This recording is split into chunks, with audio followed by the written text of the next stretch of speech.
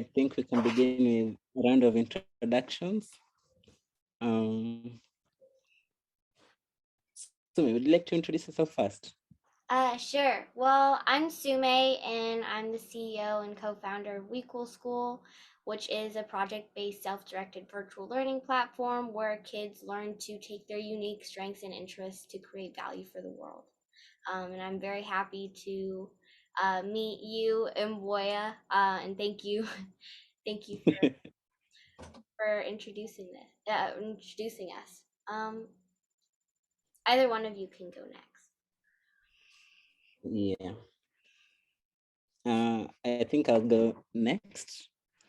Yeah, I'm Michael Mboya, which would be confusing because my dad is also Michael Mboya, but so I'll go with Mboya Jr.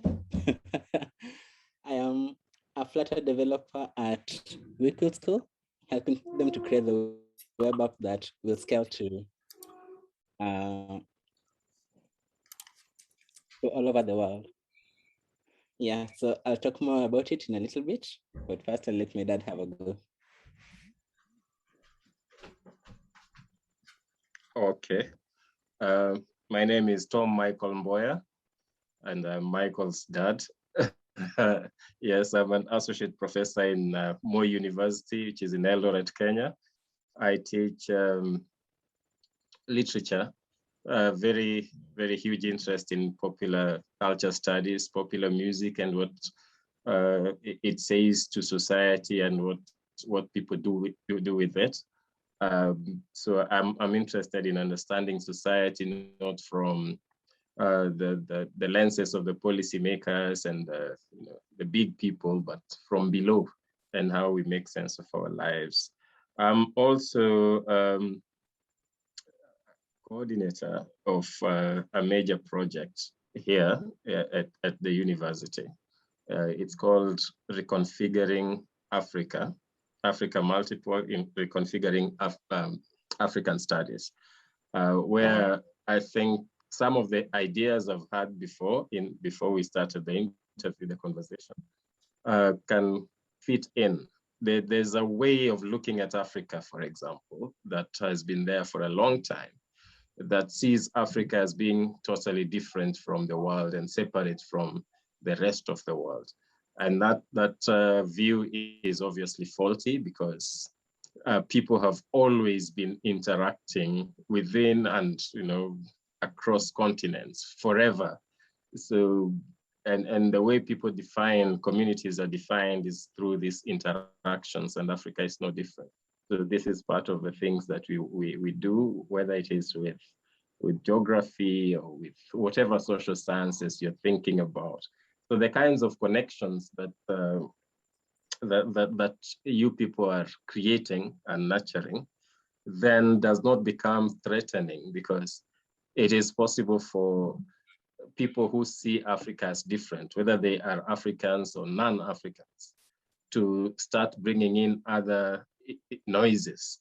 An African might think in these very nationalistic ways and say, those bad people out there are out to exploit us and to oppress us and all that.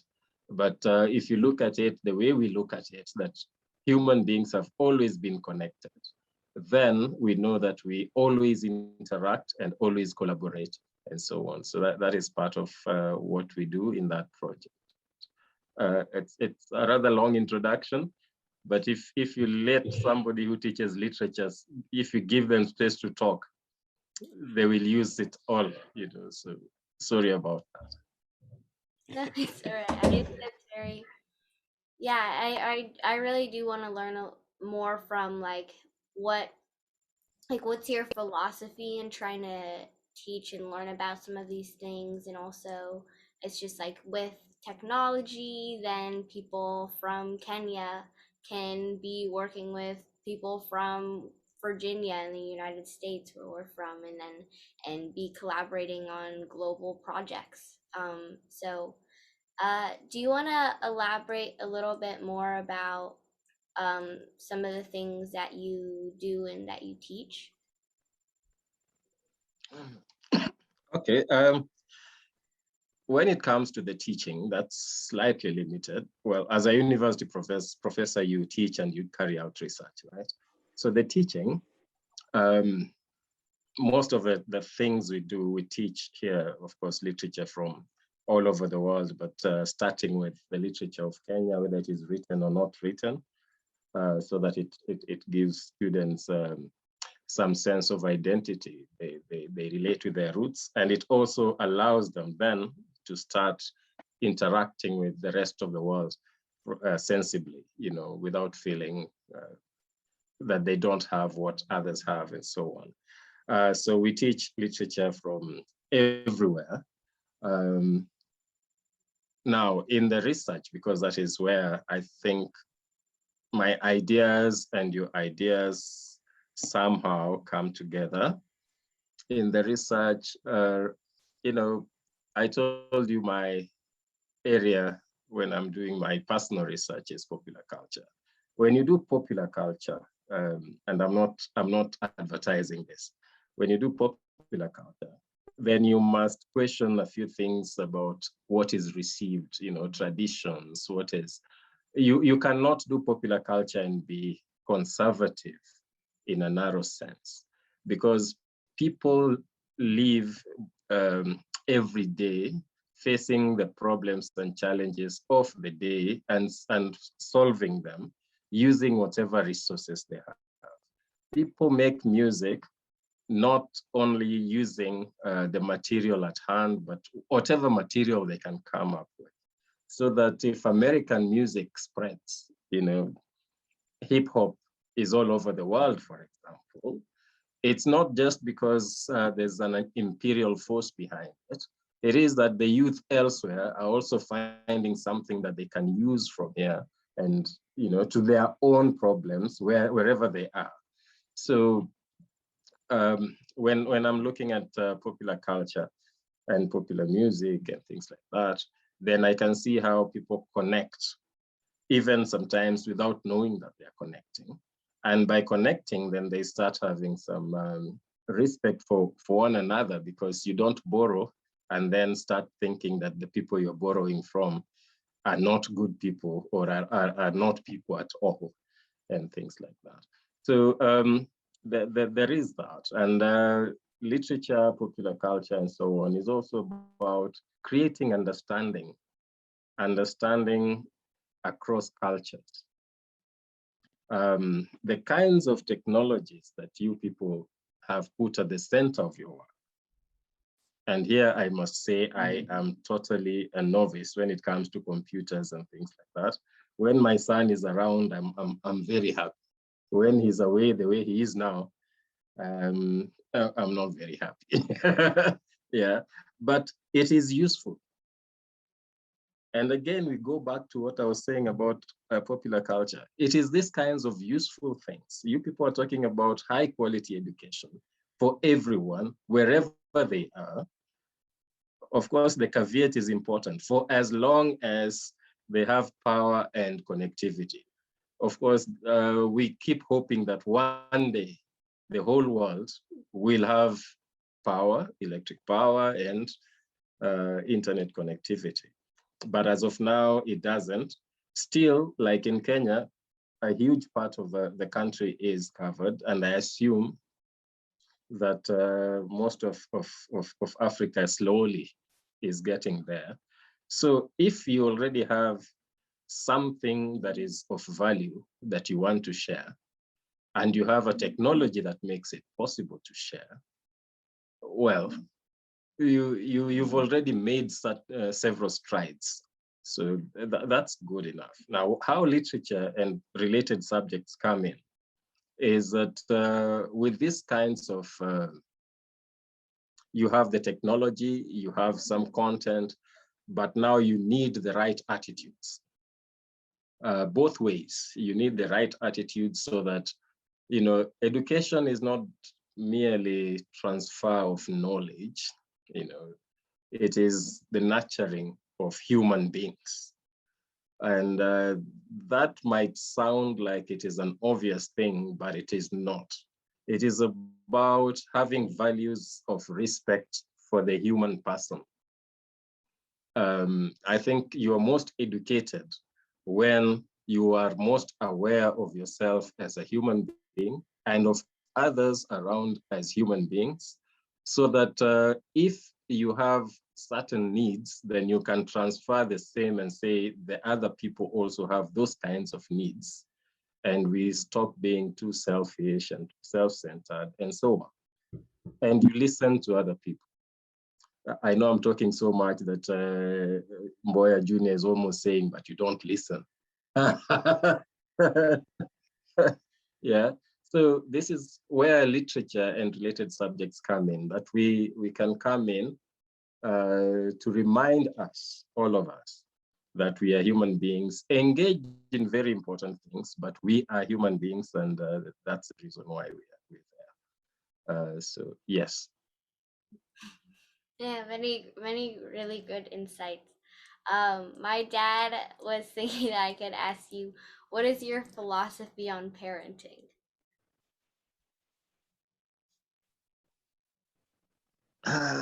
I've never thought about it because I've been very lucky.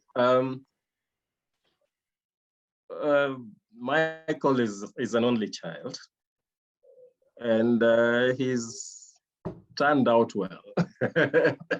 And maybe that has a lot to do with his mother also, who's an awesome mother. But yes, he will tell you that we are best friends also, besides being father and son. So quite early on, I think we stopped having the talking down to the child kind of relationship, you know. So that ended quite early. I don't even remember how old he was when we stopped the baby talk thing. I don't even think he can remember if he ever had any baby talk. I'm not sure.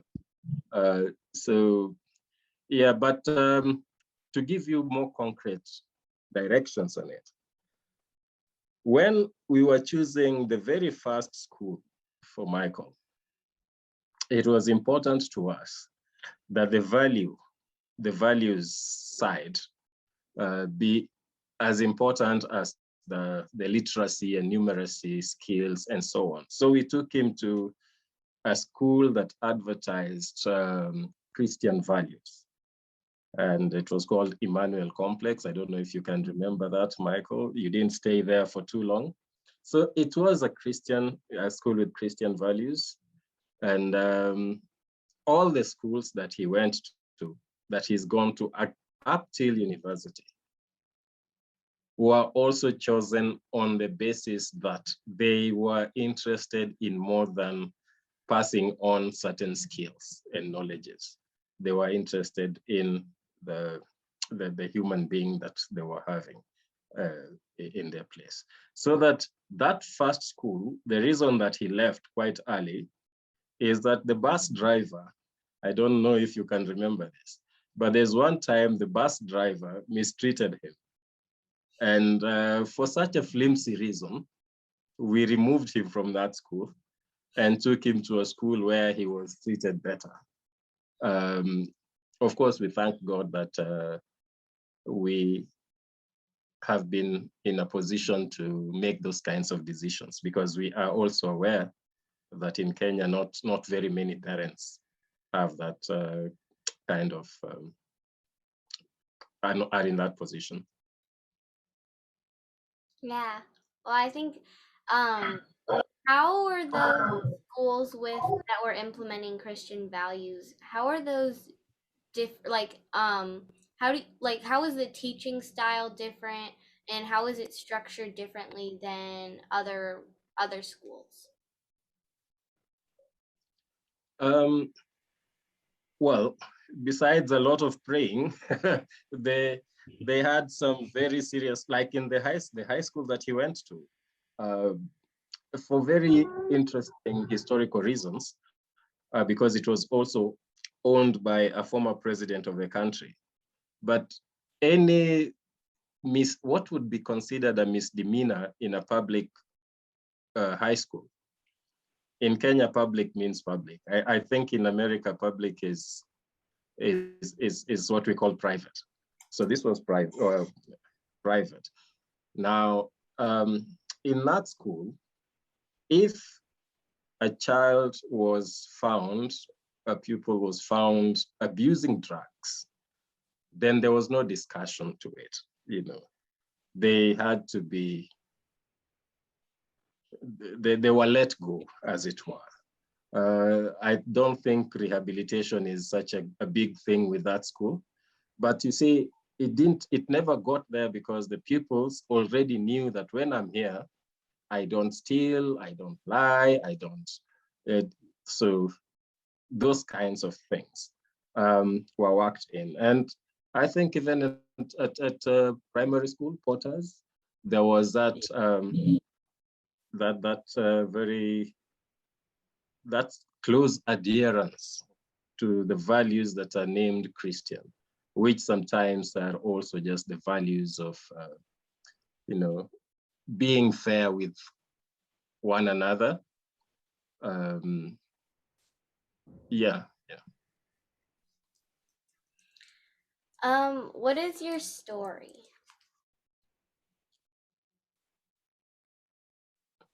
I have many stories. Which one do you want to hear?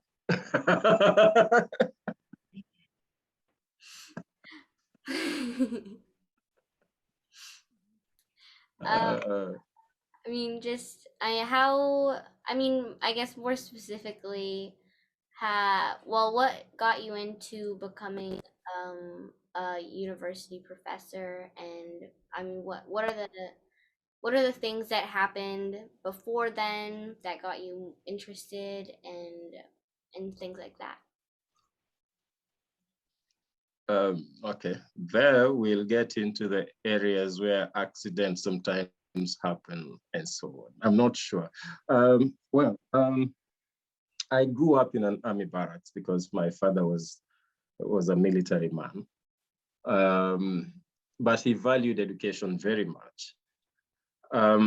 My father's generation in Africa, they were, you know, transitioning or transiting, as you Americans say, from another way of living, what we nowadays call traditional, to how we live today. So, and he did not belong to any of those ruling families and clans and so on. So the way to get ahead was to go to school. He himself did not go to school much, but he made, you know, the most of the little that he did. But it taught him that for his children to do well in this life, they had to go to school. So that was drilled into us from quite early on. And living in the barracks, which means you're not in the village, you're a little, you're more relaxed interacting with people from other backgrounds and so on. And then you go to school and you're encouraged to enjoy school. And I found that whereas mathematics was so difficult for me, I'm not like Michael at all. Language, literature, things like that, history were very easy for me. So when I went to secondary school and high school, it was a natural progression where you were encouraged to do well in school, and the subjects that you're doing well in are of a certain kind, what you'd call humanities. So by the time I got to university, I think I was doing well enough for my lecturers, my professors at that time, to invite me now and again for a brief chat. Now, looking back, I can see that they were enticing me to join them. Maybe that was the succession plan, as it were. We didn't even know words like mentoring back then, but I think it was part of it. So at university, by the time I was almost through, it was obvious that I was going to be given opportunities to do a second degree and so on. And with a second degree, the path was made. I was going to be a university lecturer. And well, here, not everyone who teaches at the university is a professor. It's different from there. So professor is one of the ranks. And I think you rise to it just because you're enjoying what you do. And I enjoy what I do. Yes. Awesome. What is a belief or point of view that you hold that is not shared by other people? What is that? What is a belief or point of view that you hold? Sorry. What is a belief or point of view that you hold that is not shared by most people? Most people is a big word, isn't it? It assumes that you know many people or most people. We live in a very conservative country in some sense. But I've been lucky to travel and interact with a few, with a few people and become friends with people. So that even though, for example, in Kenya, there'll be some suspicion of certain kinds of behavior, I wouldn't. Now I'm hesitating because Sumay, maybe I'll tell your dad this when you're not listening. Yeah, but there is something that some things that I tolerate that people here do not tolerate. Yes. Like, what do you mean by, like, what certain things do you tolerate or not tolerate? Is there like a certain selection process of things that you like and do not like that you think is slightly different from other people? There are people who are different or who've chosen to be different. And because of that difference, the larger society judges them harshly and does not want to consider them even as human beings. Some of our presidents are on record in Africa, totally saying, you of certain population groups, you're worse than animals and things like that. For me, that is totally not. I've never understood it. I can disagree with somebody's personal choices, but I do not get to a point where then that makes them less than human. I've never gotten there, and that is sometimes the source of some difference. But it's never been totally uncomfortable. No. Mm. What are the skills that you wish you learned when you were young? When I was young, we didn't have computers. So it is now that I wish I was better at computers. But when I was young, no, I wish I knew more mathematics than I did. But it was always a very difficult thing for me. No, I don't really have regrets because that question goes towards regrets. I don't really have regrets. I think I did well enough. I was fairly well adjusted. I made friends. I played football. Okay, you people call it soccer. I played football. I come from a very large family, and we fought and played, and it was fun most of it. Yeah. So yeah. Mm. So where are you from?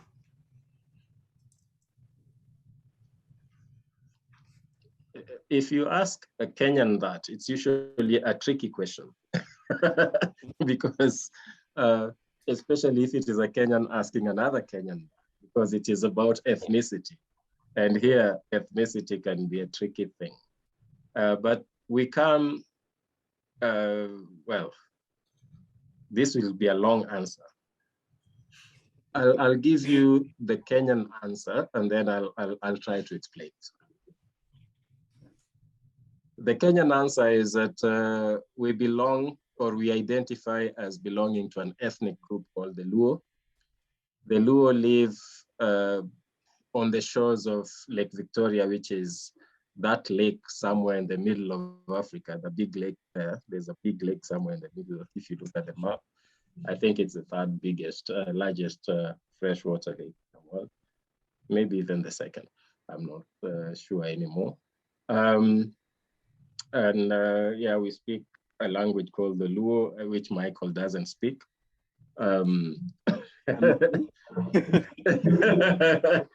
Yeah, so that is the Kenyan answer. That we belong to an ethnic group, and that ethnic group comes from a certain part of the country. Now, the modifications to this answer is that I was not born on that part of the country, in that part of the country. My father was not born there because he was born in Nairobi, where Michael is now. But his parents were born there, my grandparents. So here, when you think of home, then you think of where your grandparents came from, regardless of whether you live all your life in the city, something like that. So right now we have a home in that part of the world, which is a very strange thing, because we went back, but not to where our grandparents had a home. We bought land somewhere else, but generally in that part of the country. So we have a home there. But I live and work in a city away from that region. It's called Eldoret. So I suspect that all this is becoming a little fuzzy, but the whole story is like that. So it's a story of movement and of belonging that is non-belonging and belonging at the same time. What do you like about being a lecturer?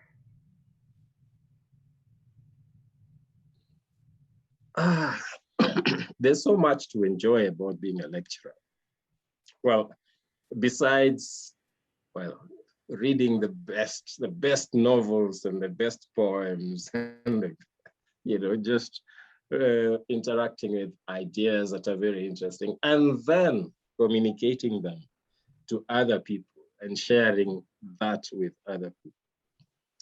So there is that, but more, fundamental, beyond that, beyond the narratives, are the ideas. So there's the ideas that make it possible for us to enjoy works that were written long before the Bible, the Greek tragedies and so on, and works that were written maybe today in the morning.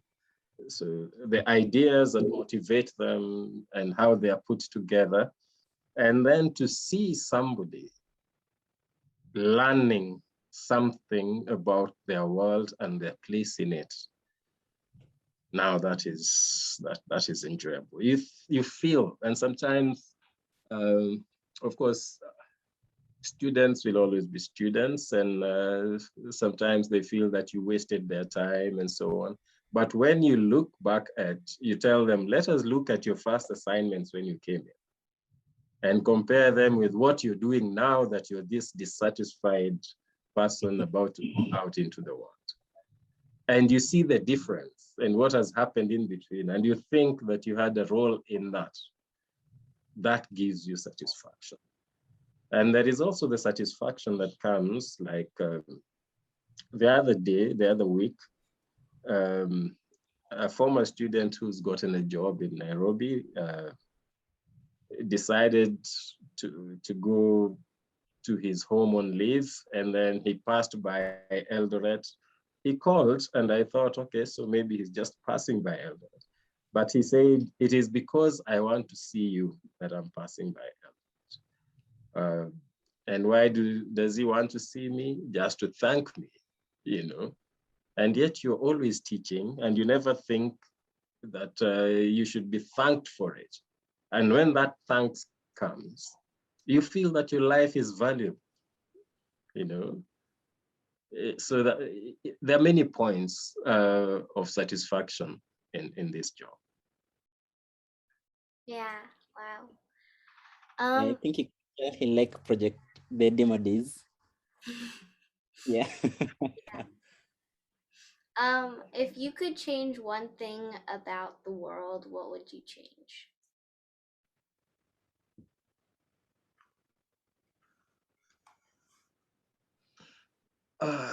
Only one thing. Well, I would try to make sure the kinds of abject poverty that is in most parts of the world today wouldn't be there. Uh, and poverty is, of course, both lack of material and lack of access to opportunity. If that wasn't there, so that everybody could be, given their talents, I lately have started thinking that everybody is born with certain things. I never used to think like that before, but the kind of ease, the kind of facility that somebody can have with computers, for example. There are people who take to it. Michael took to it. We bought our first computer. I think he was already born, and we are the ones who bought it. And yet we didn't even get to learn how to play with it the way he quickly took to it and things like that. So it is as if that there is some area of his brain that is that predisposes him towards that. So if this is what he has, and if every child has something, then if the conditions that can be there to make sure everybody becomes who they can be, now that would be paradise. I think it would be, that would be good. Yeah. And I think WEquil takes a big step in that direction, considering how they're basically giving the opportunities for everyone to learn different kind of skills that they may necessarily access from locally where they are. But WEquil gives you access to the resources. And also one of the major, I'd say, unique points about WEquil is how they train you to also learn how to learn by yourself, to have the initiative, which, yeah, it's really unique and awesome. Okay. Now you had never told me that. Yeah. Okay. Yeah. Well, let's see if it is. I think I just really like how it's just like how some people are just more drawn to things than to let them expand on those and to give people the opportunity, just like having an opportunity. That's such a big thing, that yeah, I think it should be more heavily weighted on like how to just give people the chance to start learning about the things that they want to learn about and that they're drawn to, and to try to explore those ideas and to expand on their interests and to expand on their strengths. So yeah, Mboya, were you thinking about maybe covering certain other things or? Yeah, sure. I can tell the full story of how I got to learn of WEquil, which I think that I haven't told you before yet. No. Yeah.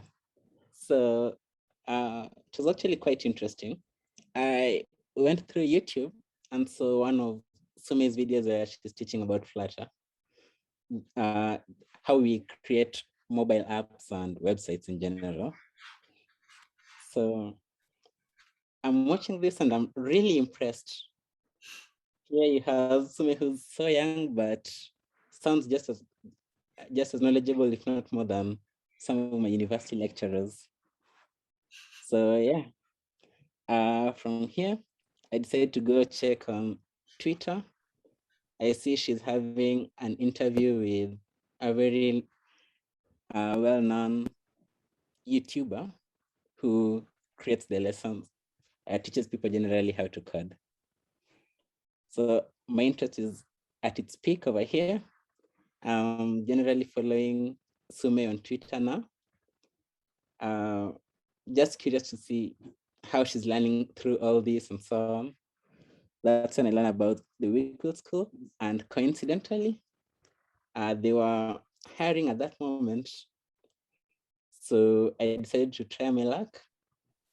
Maybe it might come through, who knew? But yeah, so they had sent the email where I could send a cover letter and so on. I sent the email. Surprisingly, they replied quite quickly. We had an interview and it clicked. I think it's just been the part of life where from before we'd always had how we chose the school from based on values and the skill you give. You also come to WEquil where just from their values, I think they really resonate with my own personal values. And yeah, so far it's been amazing. And the kind of people we meet here, it's just awesome. Yeah, well, it's Okay. I'm happy for you. Thank you. also we put on our website that we were hiring, but we didn't say how to apply. So then that's one of the things we just wanted to filter for people who really wanted to get in and wanted to try it out. And then so yeah, I mean it's just in that, and we've been meeting so many new people from all around the world, and it's just been, yeah, it's been awesome. Um uh well, if do you want to cover on any other topics, or if not, we can close this out. Yeah, I think I'm No, all good. I think I'm done. But how old are you? I'm 12. Sumi, you're 12. Yeah. Okay. The 12-year-olds I know don't think like you do. Well done. Well done. Thank you. Well done. Okay.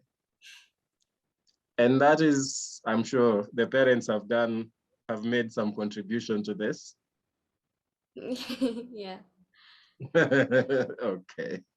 Good. Well done. Keep it up. Keep it up. Thank you. Well, thank you so much for joining. Okay, thank you. Thank you. Thank you. Bye. Bye. Bye.